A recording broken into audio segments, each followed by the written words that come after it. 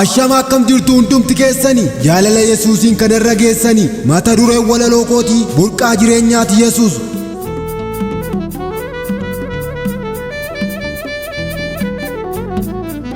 Burqaa jireenyaati Yesuus burqaa yaa'ee hin cinne abbaa nama jalaan dinne gatamaa ofii keetii waamtaa awwaara keessaa qabdee ol kaaftaa buura jireenya namaa kan akka keessatti argamaa baa namarraa kaaftaa ulfinaam nama laattaa baay'ee baay'ata kan kee lafan keessaa dhufeen arge bu'aa ba'irraan gadee lafa baay'ee sadalgaa teebba isarraan oolee humna keen cabseen oolee humna keen cabseen oolee.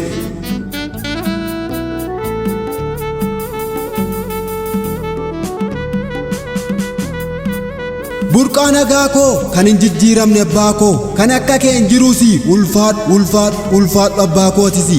dabartee jiraattaa bara hundumaasi kan namaa arratee bortee hin beekamu meetti agarsiis karaa kee ofumamaa bada namni kee kan darbee hojjetu itti agarsiisi ofumamaa bada maabbaddi isheenisi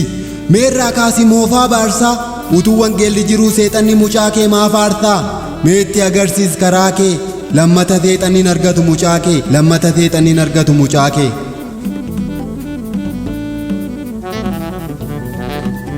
Baay'ee anaaf dhimmee maqaansaa ulfaatu jalqaba koo kaasee dhuma koo kan beeku innoo ulfaatu kanaafan faarfadhee quruphisa eegaa ifa addunyaa kanaa gooftaa duwwaan beeka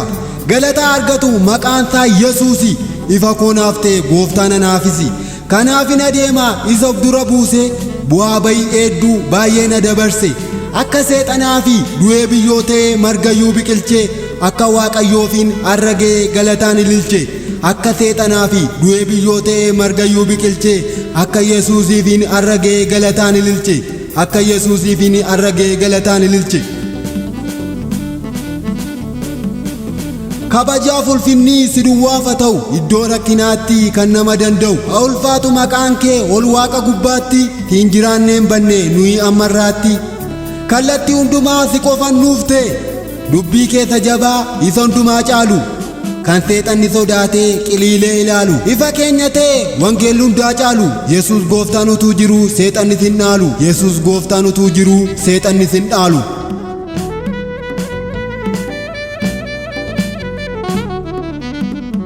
Wanta gaarii hojjedhu adaraa yaa namaa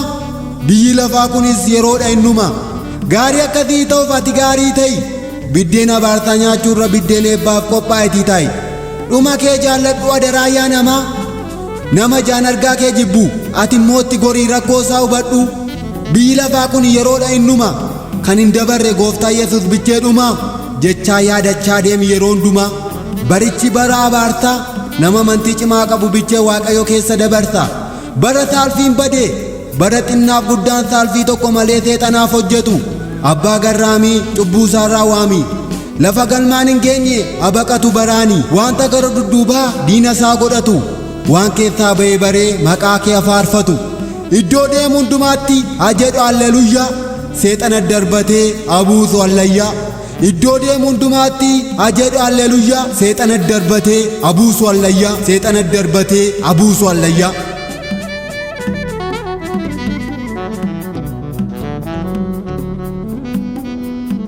Yesuusa tulfaadhu inni karaa bantu iddoo rakkoo namaa kan daftee dhaabattu mootii waaqaaf lafaa tiif salphaadhaan dhumtu barumaan jiraatta ati tasan duutu wayyaa isa baaramaa kan namarraa baaftu ol waaqa gubbaatti maqaan kee ulfaatu uumamni lafarraa maqaa kee faarfatu. Tiin jiraannee barree bineensi nu nyaatu si qabadheen ci'a ulee koo tottolchee bara jireenya koo si jalatti galchee anittiin caalchisa gochaa kee dubbachuu isa kaan isimaa isa kaan faarfachuu Yesuus teessoo gararraa siifa ta'u galanni kanarraa lafaan waaqa kana harka kee diriirse bara wanta nyaataniif bara wanta uffatan dhibe harka kee dabarse gochaa kee dubbachuu wanta qaldii miti situ narraa qaba kanaafan dubbadha wanta gatii qabu gochaa kee dubbadhee isa kaan ol qabu biyya lafaa kuniif seexanna dhaga'u abbaa koo qulqulluu galanni si haa ga'u abbaa koo qulqulluu galanni si haa ga'u.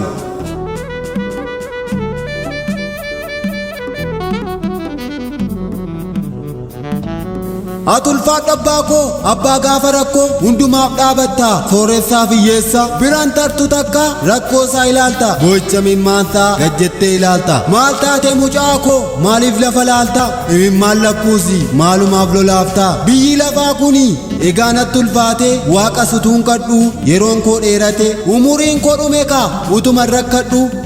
akkuma riyaa koo takkaan bayyaannadhu dhibee garaa kootis takkaan irraanfadhu